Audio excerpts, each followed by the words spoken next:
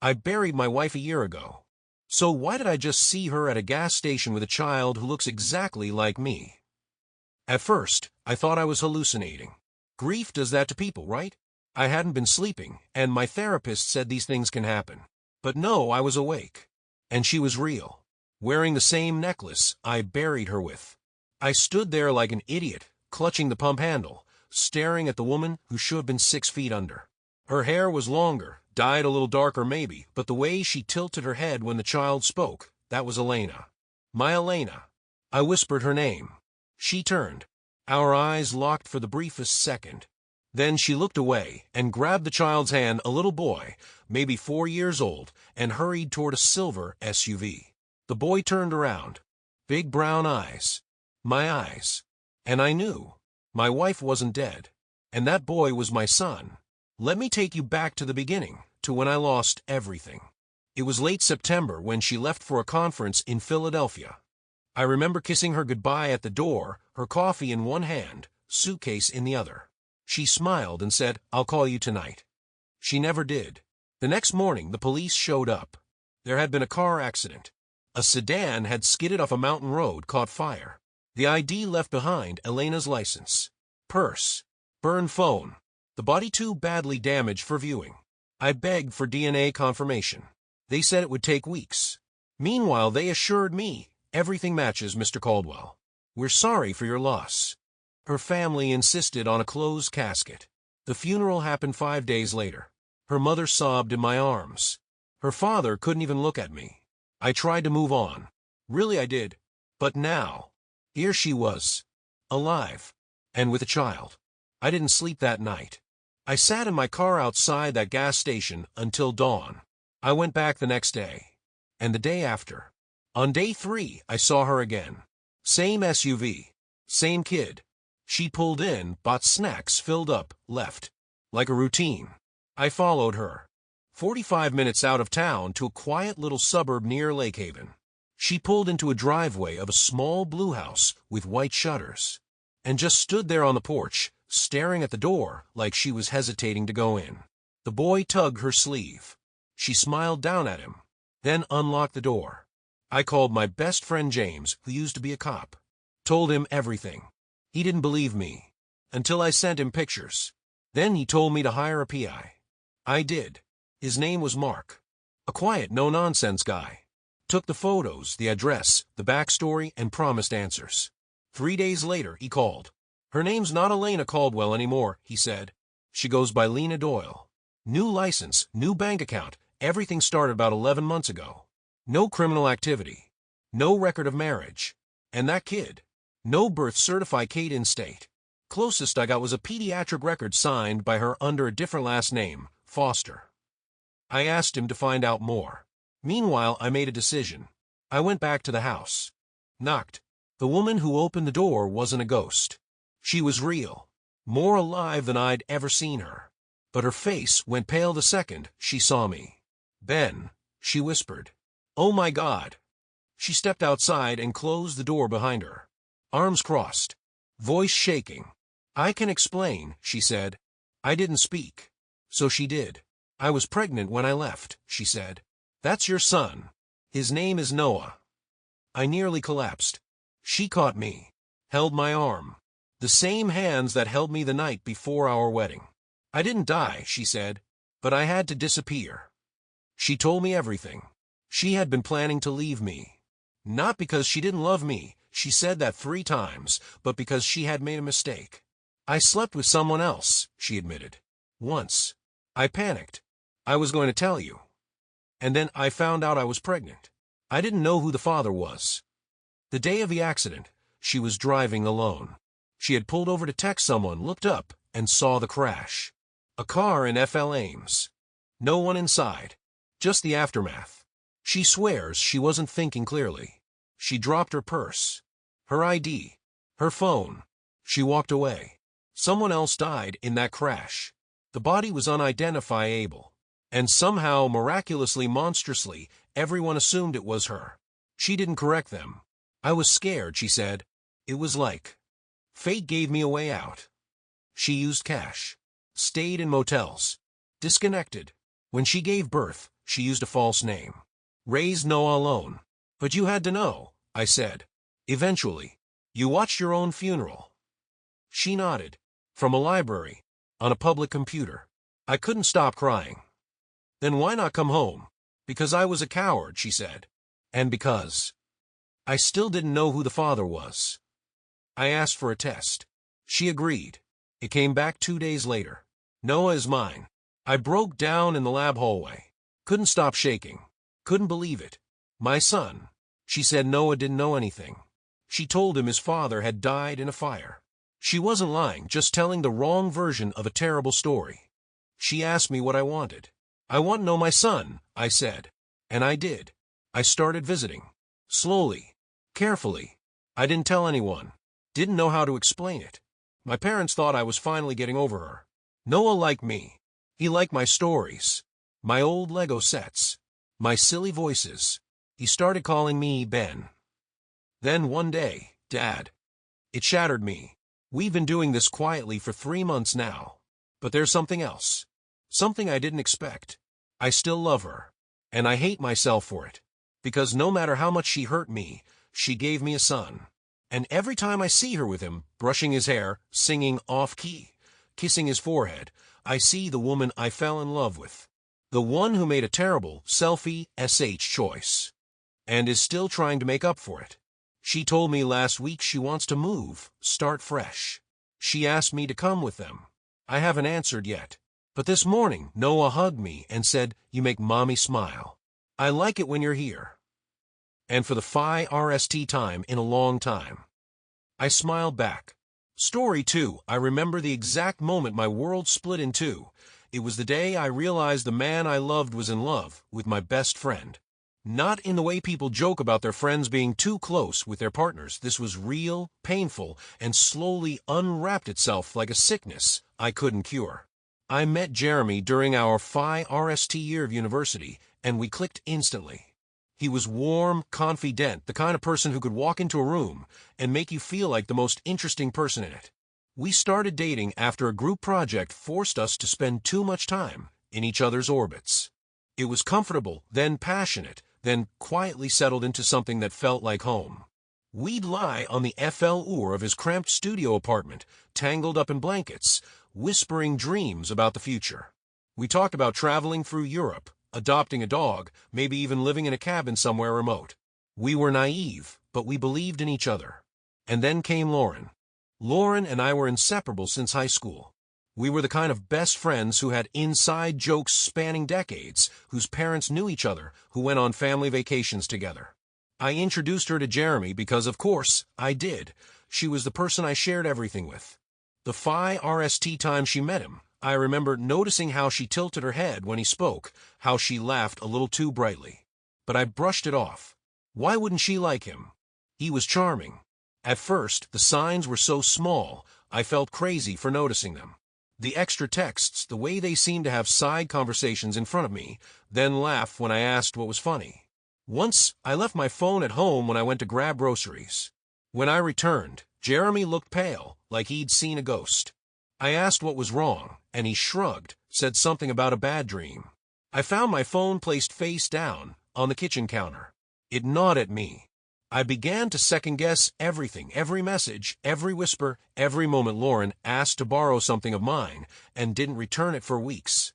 My heart sank the day I caught them in a lie. Jeremy had told me he was working late. Lauren had posted a blurry photo on her story of wine glasses clinking in a dimly lit bar. I zoomed in until I saw the edge of Jeremy's watch, the one I had given him for our anniversary. Still, I didn't confront them. I was afraid of being wrong. Afraid of losing both of them. So I waited. I watched. I tested. I replayed conversations in my mind like forensic evidence, hoping I was just being paranoid. I remember journaling every interaction, writing them down, so I could reread them later with a clearer mind. I clung to logic, but logic was a shaky boat in a storm of intuition. Then came the night everything unraveled. I had come home early from a work retreat. My manager had gotten food poisoning, so the whole thing was cut short. I didn't tell Jeremy I was on my way. I thought it would be a fun surprise. I wish I could erase that memory. The door wasn't locked. That was the first sign. My keys jangled too loud in the silence. Then I heard laughter. His. And Lauren's. I walked down the hall, and stopped when I saw the bedroom door ajar. I won't describe what I saw. Not because I can't, but because it would make it too real. What I will say is that there's something gutting about watching your world implode in slow motion. About standing frozen, not out of confusion, but out of complete understanding. My brain didn't rush to fill in the blanks. It already knew the story. It had known for months. Jeremy leapt out of bed. Lauren screamed. I turned around and walked out the door. My body felt like lead, but I moved anyway, driven by instinct rather than decision. For 3 days, I didn't answer their calls. My phone buzzed so much I turned it off. I went to my sister's place 2 towns over and sat on her couch like a ghost. I didn't cry. I couldn't. I just sat there wondering how someone could pretend so well. How both of them could. I remembered all the times we had wine nights, just the 3 of us.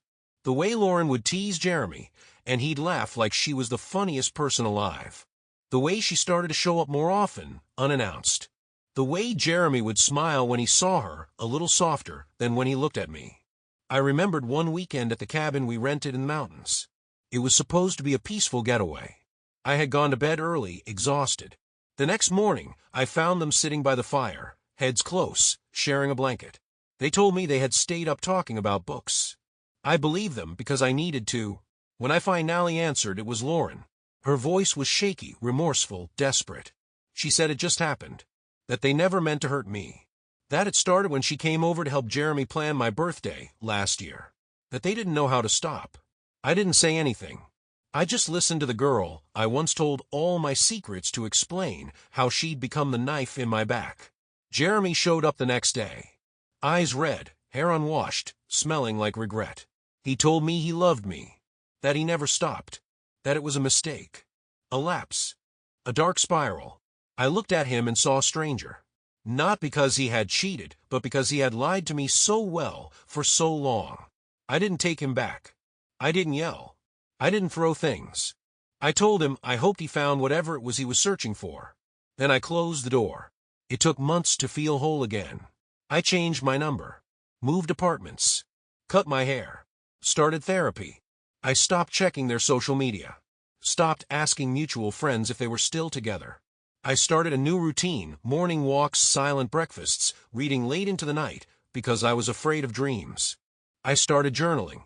Writing pages and pages, mostly questions I'd never ask out loud. Why didn't they stop? Why didn't I see it sooner? Was I not enough? Was it about love or thrill, or was I just invisible to them both all along? Sometimes I'd think back to one night a year ago, before it all crumbled. We were watching a movie on the couch, all 3 of us. I had fallen asleep with my head on Jeremy's shoulder. I woke briefly wide to see Lauren looking at us, not with jealousy, but with longing. I should have known then. I got a new job. I traveled. I sat on a beach in Spain one night and thought about how the ocean doesn't remember names or betrayals. It just keeps moving. I listened to the waves crash like a metronome and let myself cry, really cry, for the first time in months. I met people. Some I liked. Some I let go. I started painting again. I started laughing without checking the room first. I began to build a version of myself that felt less like a survivor and more like someone fully alive. I took dance classes, I adopted a cat, I learned how to say no without guilt. I discovered that healing doesn't look like a straight line, it looks like getting better at surviving the setbacks. And then I began to write. Stories, essays, little pieces of my heart transformed into words. One day, I even got one published. It was about healing. And for the first time, strangers told me I helped them. It made the pain feel like something useful, something not wasted. And one night, nearly a year later, I got a letter. From Lauren. Handwritten. She said they broke up. That she'd been miserable. That she missed me every day. That she would give anything to undo what she did. She said she'd been in therapy, too. That she finally understood what she'd broken. That what she missed wasn't Jeremy, but the version of herself that existed before she hurt me. She wrote that she still dreams about our high school days when everything was simple before adult choices made ruins out of people. She said she keeps a photo of us in her wallet and sometimes talks to it. She said she didn't expect forgiveness, only that I'd know she carried the weight.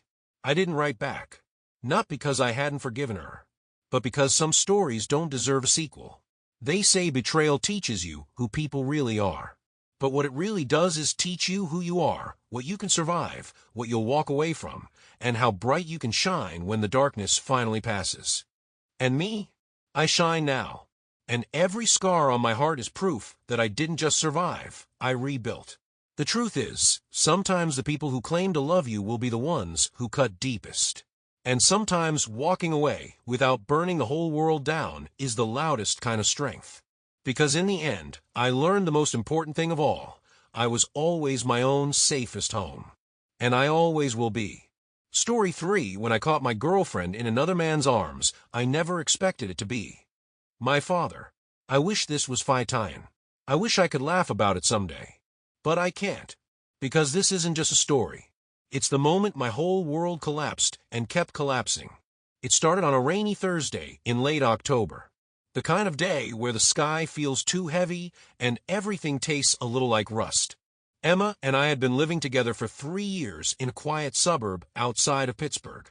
We had routines, inside jokes, a golden retriever named Moose, and a wedding planned for the following summer. She'd already picked the color palette, sage green and cream. I'd chosen the venue.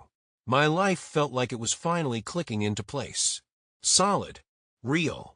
Then my father came back. He'd walked out when I was 10. No dramatic goodbye. Just gone. My mom told me he had a restless heart, like it was some poetic excuse for abandonment. I stopped asking questions about him around middle school. Learned to harden that part of myself. I told people he was dead. Sometimes I believed it. But then one day last spring, I got a message on Facebook. I know I have no right to ask, but I'd like to talk. Michael, your dad. It was like a ghost had texted me. I stared at that message for hours. Emma encouraged me to respond. People change, she said, rubbing my back. Maybe he's trying to be better. I wanted to believe that. I wanted a reason to stop hating him. So I met him. We got coffee. It was awkward. He had this overly casual energy, like we were just two guys catching up. Then it became monthly lunches, then Sunday football, then beers after work. And somehow, it started to feel normal, like we were building something. He was charismatic, the kind of man people just liked. And weirdly, Emma liked him too. A lot. At first, I thought it was sweet. She always made sure he had a drink in hand, laughed at his dumb jokes. Sometimes they'd be chatting in the kitchen, heads close, and I'd walk in and feel like I'd interrupted something. I chalked it up to my own insecurities.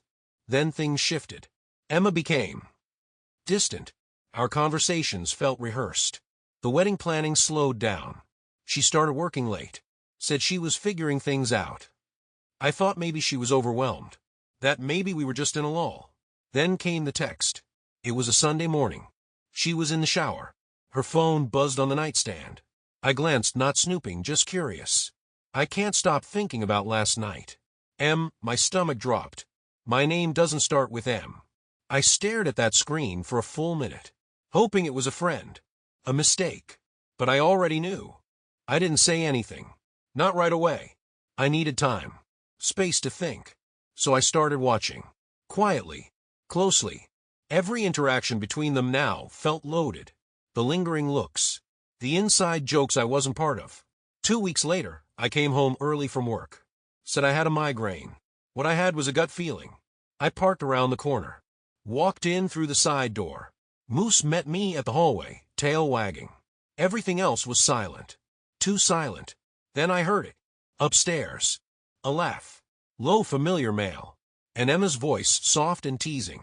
I crept up the stairs like I was sneaking into someone else's life. Her bedroom door was cracked open. And there they were. Emma, in a tank top and boxers that weren't mine. In his arms. My father, shirtless, hand tangled in her hair. Laughing. Like this was normal. I didn't make a sound. Didn't yell. Didn't cry.